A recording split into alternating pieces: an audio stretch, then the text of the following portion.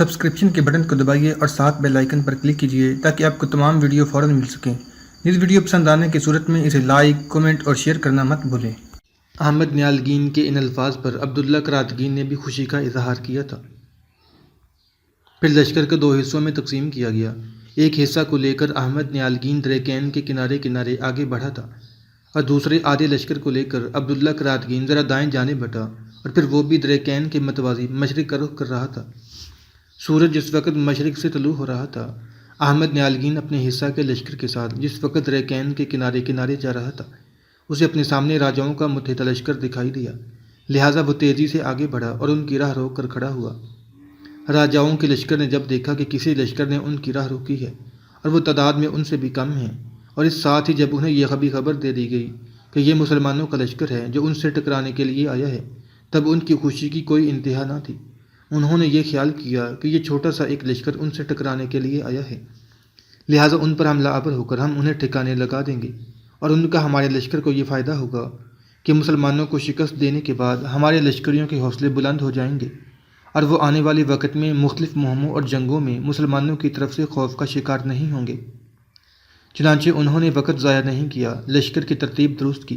اس کے بعد راجاؤں کا وہ متحدہ لشکر جسموں میں زندگی کی حرارت تمام کرتی قضا کی اندھی پیاس، دفاع کا آخری حصار، بقا کی آخری امید کو کچل دینے والی تقدیر کے بدترین نوشتے رقم کرتی موت کی طرح آگے بڑھے۔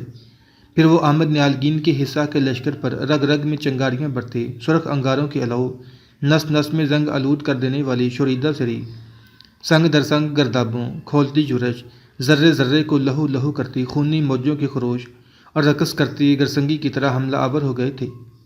ان کے ساتھ ہی ساتھ احمد نیالگین نے بھی اپنے مختصر سے لشکر کے ساتھ اپنی کارروائی کی ابتدا کی، اور وہ بھی لمحے لمحے میں طوفان، قطرے قطرے میں بھنور، ذرے ذرے میں گرداب، دشت در دشت تقدیروں کے انوکھے لہن کی طرح آگے بڑھا۔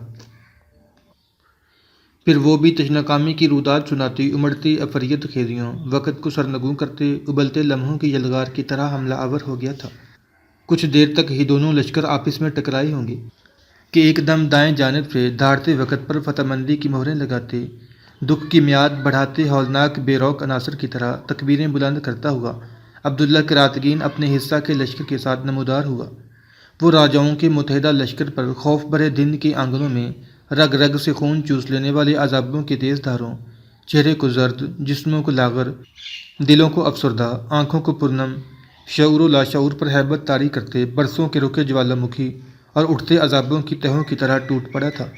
یوں درہ کین کے کنارے دونوں لشکروں کے ٹکرانے سے کاسہ وقت کے اندر نفس نفس میں موت کا زہر گھلنے لگا تھا۔ شکست کی کیفیت ہجر کی کالی راتوں کی طرح 400 پھیلنے لگی تھی۔ زندگی کی معراج دینی و نسلی یکجہتی اور طبقاتی گروہی تقسیم کا شکار ہونے لگی تھی۔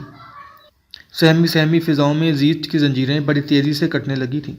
راجاؤں کا وہ متحدہ لشکر زیادہ دیر تک عبداللہ کراتگین اور احمد نیالگین کا سامنا نہ کر سکا، اور بڑی تیزی سے درہ کین کے کنارے ان کی حالت بردباری کے بھنور، موت کے المناک مناظر، زوال و فنا کے عناصر، جبینوں کی شکنوں، سینوں کی خلش اور غم دہر کی ویرانوں کی سی ہونا شروع ہو گئی تھی۔ یہاں تک کہ انہوں نے اندازہ لگا لیا کہ وہ مسلمانوں کی اس لشکر کا مقابلہ نہیں کر سکتے، اس لیے کہ مسلمانوں نے دو طرفہ حملہ کر کے ان کے لشکر کی اچھی خاصی اور بڑی تعداد کو موت کے گھاٹ اتار دیا تھا۔ لہٰذا یہ صورتحال دیکھتے ہوئے وہ بھاگ کھڑے ہوئے۔ عبداللہ کراتگین اور احمد نیالگین نے بڑی شدت اور بڑی سختی سے ان کا دور تک تعاقب کر کے ان کی تعداد کو مزید کم کیا اور انہیں اس قابل نہ رہنے دیا کہ آنے والے دور میں وہ مسلمانوں کے لیے کسی خوف اور مصیبت کا باعث بنے۔ اس کے بعد وہ پلٹے اور اس لشکر کے پڑاؤ سے انہیں جو کچھ ہاتھ لگا اسے سمیٹتے ہوئے واپس ہو لیے تھے۔ دوسری طرف سلطان محمود غزنوی نے کالنجر کے نواح میں پڑاؤ کر لیا تھا۔ شاید عبداللہ کراتگین اور احمد نیالگین کی آمد کے بعد ہی سلطان کالنجر کا محاصرہ کرنا چاہتا تھا۔ دوپہر کی تھوڑی دیر بعد احمد نیالگین اور عبداللہ کراتگین بھی اپنے لشکر کے ساتھ سامان سے لدے ہوئے وہاں پہنچ گئے تھے۔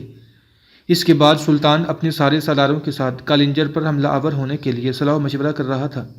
دوسری طرف صورتحال کا سامنا کرنے کے لیے کالنجر کے راجہ نندا نے بھی اپنے سارے سالاروں کا اجلاس طلب کر رکھا تھا، اس لیے کہ اس کے پاس یہ خبریں پہنچ چکی تھیں کہ سلطان کے لشکر کے ایک حصہ نے راجاؤں کے متحدہ لشکر کو درہ کین کے کنارے بدترین شکست دی ہے۔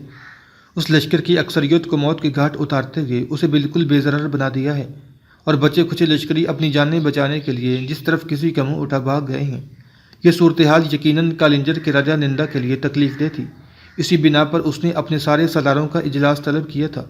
جب سارے سالار اس کے پاس جمع ہو گئے تب انہیں مخاطب کرتے ہوئے راجہ کہنے لگا، میرے عزیز ساتھیو، پہلے ہمارا ارادہ تھا کہ شہر سے باہر نکل کر ہم مسلمانوں کے سلطان کا مقابلہ کریں گے، لیکن ہمیں راجاؤں کے متحدہ لشکر نے یقین دلایا تھا کہ جس وقت ہم مسلمانوں سے ٹکرائیں گے تو مسلمانوں کے لشکر کی پشت کی طرف سے ہم حملہ آور ہو کر اپنی فتح کو یقینی بنائیں گے۔ لیکن تھوڑی دیر پہلے ہمارے مخبر یہ خبر لے کر آئے ہیں کہ راجاؤں کا متحدہ لشکر جس وقت مشرق سے دریائے کے کنارے کنارے کالنجر کا رخ کر رہا تھا، مسلمانوں کے لشکر کا ایک حصہ ان پر حملہ آور ہوا، انہیں شکست دی اور ان کی اکثریت کو موت کے گھاٹ اتار دیا۔ باقی بچنے والے اکا دکا ہو کر اپنی جانیں بچانے کے لیے انجانی منزلوں کی طرف چلے گئے ہیں۔ ان حالات میں ہم اگر کالنجر شہر سے نکل کر مسلمانوں کی مقابلہ کرتے ہیں تو کم از کم مجھے تو دور دور تک کوئی کامیابی اور کامرانی دکھائی نہیں دیتی۔ ہاں، تم میں سے اگر کوئی نئی تجویز پیش کرنا چاہے جس کے تحت ہم مسلمانوں کو پسپا کر کے شکست دینے میں کامیاب ہو جائیں تو پھر کہے۔ اس کے بعد میرے ذہن میں بھی مسلمانوں سے نمٹنے کی ایک منصوبہ بندی ہے، وہ میں بعد میں کہوں گا۔ راجہ نندا کے ان الفاظ پر سارے سالار آپس میں صلاح مشورہ کرنے لگے تھے، یہاں تک کہ ایک سالار راجہ نندا کو مخاطب کر کے کہنے لگا، راجہ، ہمارے ذہن میں تو اس وقت ایسی کوئی تجویز نہیں جس پر عمل کرتے ہوئے ہم مسلمانوں کو شکست دے سکیں یا انہیں ان سرزمینوں سے نکال سکیں۔ ہاں، اگر آپ کے پاس ایسی کوئی تجویز ہے جس سے ہم اپنی سلطنت کو بھی بچا سکیں اور مسلمانوں کو بھی دھکیل کر واپس کر دیں تو وہ کہیں، ہم اسے بڑی بےتابی اور بے چینی سے سننے کے لیے تیار ہیں۔ وہ سالار جب خاموش ہوا تب راجہ نندا کچھ دیر سوچتا رہا۔ اس موقع پر اس کے چہرے پر تنزیہ بلکہ کسی قسم کی مکروہ مسکراہٹ تھی۔ پھر وہ اپنے سالاروں کو مخاطب کر کے کہنے لگا، میرے ذہن میں جو اس وقت تجویز ہے وہ بڑی عجیب و غریب ہے۔ ہم اپنا لشکر لے کر شہر سے باہر نکل کر سلطان کا مقابلہ نہیں کریں گے، اس لیے کہ میں پہلے سے کہہ دیتا ہوں، اگر ہم ایسا کرتے ہیں تو شکست ہمارا مقدر بنے گی۔ جو کچھ میں نے سوچ رکھا ہے، یعنی جو کچھ میں نے ٹھان رکھی ہے، وہ یہ ہے کہ 300 بہترین توانا اور مستعد ہاتھیوں کا اہتمام کیا جائے۔ آنے والی پوری شب کو انہیں تیز شراب پلائی جائے اور صبح کے وقت جب سورج طلوع ہو جائے اور یہ دیکھا جائے کہ وہ ہاتھی پوری طرح نشہ سے مغلوب ہو گئے ہیں، تب مسلمانوں نے کالنجر کے جس سمت اپنے لشکر کے سامنے پڑاؤ کر رکھا ہے، اسی سمت کا دروازہ کھول کر ہاتھیوں کو باہر دھکیل دیا جائے۔ ہاتھی یقیناً مسلمانوں کے لشکر کا رخ کریں گے اور ان کے لشکر کے اندر ایک طرح کی کھلبلی اور افراتفری مچا کر رکھ دیں گے، اور میرے خیال میں ہو سکتا ہے اپنے لشکر کے اسی نقصان کو سامنے رکھتے ہوئے مسلمانوں کا سلطان واپس جانے پر تیار ہو جائے۔ راجہ نندا کے سارے سالاروں نے نندا کی اس تجویز کو بے حد پسند کیا تھا۔ چنانچہ اسی وقت راجہ اٹھ کھڑا ہوا اور 300 بہترین ہاتھیوں کا انتخاب کرتے ہوئے انہیں شراب پلانا شروع کر دی تھی۔ ان سارے حالات کی خبر سلطان کو اس کے مخبر باقاعدہ طور پر پہنچا رہے تھے اور سلطان کو دشمن کی نقل و حرکت کے علاوہ اس کی ساری منصوبہ بندی سے بھی آگاہ کرتے تھے۔ چنانچہ اپنے سارے انتظامات مکمل کرنے کے بعد سلطان نے کالنجر کا محاصرہ کر لیا۔ کالنجر کا قلعہ بہت بڑا ہونے کے ساتھ ساتھ بڑا مضبوط اور مستحکم تھا، اور مورخین لکھتے ہیں کہ اس میں 600 بت تھے۔ قلعے کے اندر اس وقت حفاظتی لشکر کی تعداد 1 لاکھ کے قریب تھی اور 500 جنگی ہاتھی تھے۔ قلعے کے اندر بے شمار سامان رسد موجود تھا۔ قلعہ کے ارد گرد گہری خندق تھی۔ چنانچہ سلطان نے قلعے کا محاصرہ کر لیا۔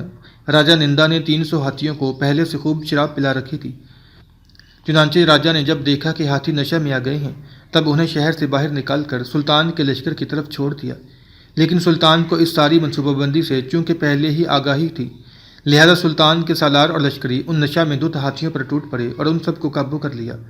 چنانچہ جب راجہ کو خبر ہوئی کہ وہ 300 ہاتھی جنہیں خوب شراب پلا کر انہیں سلطان کے لشکر کی طرف چھوڑا تھا تاکہ اس کے لشکر کے اندر بد نظمی پھیلائیں، ان ہاتھیوں پر مسلمانوں نے قابو پا لیا ہے، تو اس پر سلطان کا رعب اور خوف طاری ہو گیا اور اس نے سلطان سے جنگ کرنے یا اپنا لشکر باہر نکال کر سلطان سے ٹکرانے کی ہمت اور جرأت نہ کی۔ مورخین کہتے ہیں کہ سلطان کو خوش کرنے کے لیے راجہ نندا نے ایک قصیدہ ہندی میں لکھ کر سلطان کی طرف بھجوایا۔ سلطان کے درباری شعراء نے قصیدے کی بہت تعریف کی۔ چنانچہ راجہ نندا کے اشعار کی خوبی اور لطافت سے سلطان خوش ہوا۔ راجہ نندا کو شاہی فرمان کے ساتھ کئی تحائف بھیجے۔ راجہ نے 300 ہاتھی اور بے شمار دولت تاوان کی صورت میں سلطان کو ادا کی۔ اس طرح کالنجر کے راجہ کے ساتھ بھی سلطان کی صلح ہو گئی تھی۔